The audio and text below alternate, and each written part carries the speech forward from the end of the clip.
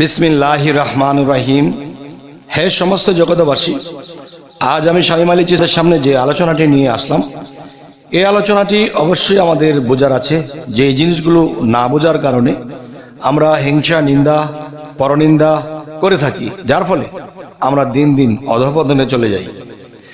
তাই আজকের আলোচনাটি কি হবে, যে কেন আল্লাহকে সেজদা দিতে হয়, বারবার সেজদা দিলে কি হয়, এবং মুরব্বী এবং বয়োজ্যেষ্ঠ এবং গুরুজন যারা আছে তাদেরকে পায়ে ধরে সালাম করতে কেন হয়, এবং নতশিরে কথা বলতে হয় কেন সেই গুরুজনদের সামনে, এবং ওলিয়া উলিয়াদেরকে সামনে যাইয়া তাজিমি সেজদা কেন দিতে হয়, কি কারণে দিতে হয়, দিলে কি লাভ।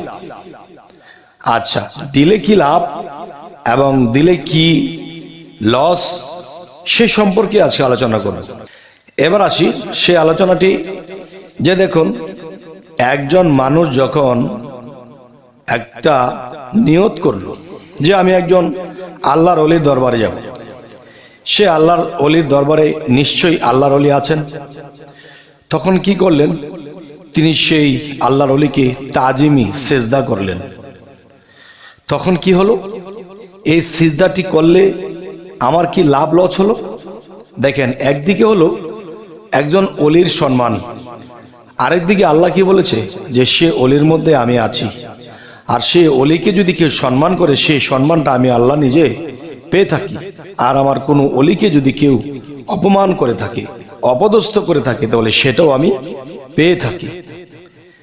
তাই আমি বলবো যে এ হলো একটা লাভ, যা অলিয়া উলিয়ার মধ্যে আল্লাহ আছে, সেখানে সেজদা করি, সেবা করি, ভালো ব্যবহার করি, যাই কিছু করব সেটি আল্লাহ পেয়ে যায়। গেল একটা বিষয়। এখন যদি এই সাইড দিয়ে কেউ না বুঝে, তবে আরেকটা সাইডে যাব। দেখেন যে আমি আপনি খালি কলসি, এই কলসটা খালি। এখন অলি আউলিয়া তারা তো মানুষ, এখন তারা কিন্তু খালি নয়, তাদের কলসটা ভরা।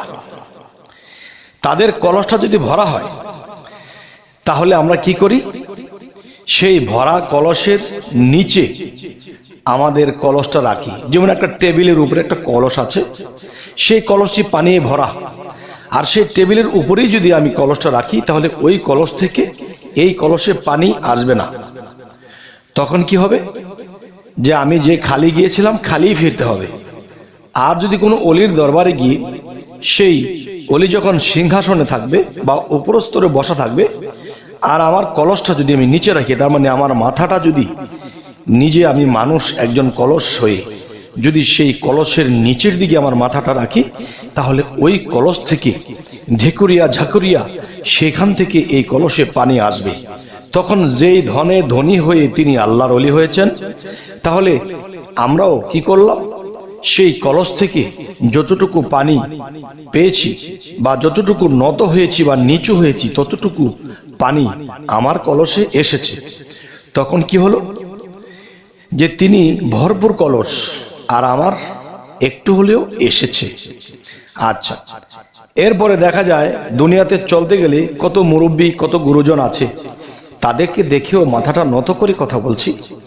কারণ নত যখন হয়ে কথা বলি, তখন সেই লোককে যদি কোনো বিষয়ে আমার প্রতি রাগান্বিত থাকতো বা মনক্ষুণ্ণ থাকতো, তখন কিন্তু এই নত হয়ে কথা বলাতে তার মন ভালো হয়ে গেছে, তার ভিতরে ধারণা হয়ে গেছে ছেলেটি অনেক ভালো।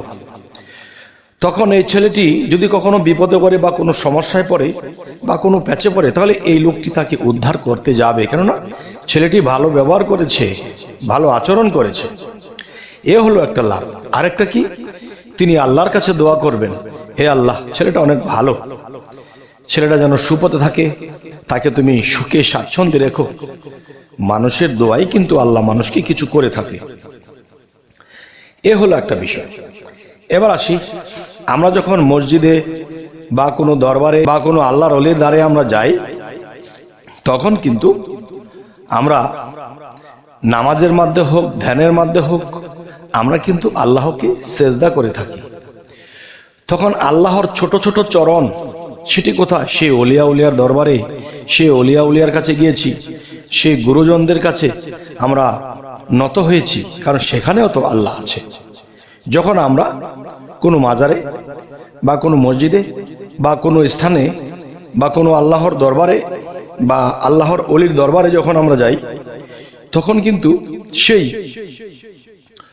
অলির কাছে গিয়ে যেরকম মাথা নত করেছিলাম, ঠিক তেমনি করে মসজিদে বা কোনো নামাজের স্থানে যখন আল্লাহকে সেজদা করি, তখন আল্লাহকে যখন মনে করি যে আমার সামনে আল্লাহ দাঁড়িয়েছে, আল্লাহু আকবার, আল্লাহকে সেজদা করেছি, তখন কিন্তু তিনি মহা ভান্ডার, যা অফরন্ত ভান্ডার, যে ভান্ডারের কোনো শেষ নেই। তখন কি হলো? আল্লাহর কুদরতি চরণে যখন আমরা সেজদা দেই, তখন কিন্তু আমাদের মাথাটা নিচের দিকে চলে গেছে। তখন আল্লাহর কুদরতি হাতে যখন আমার মাথায় হাত বুলিয়ে আল্লাহ আমাকে সেজদা কবুল করে উঠিয়ে দেবে, তখন কি হলো? আমি আল্লাহকে দিয়েছি সেজদা, আর আল্লাহ আমাকে কি দিয়েছে? আল্লাহর ধন দিয়েছে। আমার মাথায় হাত দিয়ে আল্লাহর ধন সম্পদ আমার মাথায় হাত বুলিয়ে আমার মধ্যে দিয়ে দিয়েছে। তাহলে আমার কলসি কি দিন দিন ভরতেছে। তো দিন দিন ভরতে ভরতে একটা সময় যখন ভরে যাবে, তখন আপনি কি হবেন? আল্লাহর ওলি হয়ে যাবেন। তবে হে সমস্ত জগতবাসী, যে কারণে মানুষের কাছে নত হয়ে কথা বললে কি লাভ কি লস হয়, তা কিন্তু আজকে আপনাদের সামনে বলার চেষ্টা করলাম। এখন এই আলোচনাটি আপনাদের কাছে কি মনোগত হলো, খারাপ লাগলো, ভালো লাগলো, অবশ্যই জানাবেন এবং আমাদের এই চ্যানেলটিকে সাবস্ক্রাইব করে রাখবেন, পরবর্তীতে যেন ভালো আলোচনা এনে দিতে পারি। তো সকলে ভালো থাকবেন। আল্লাহ হাফিজ।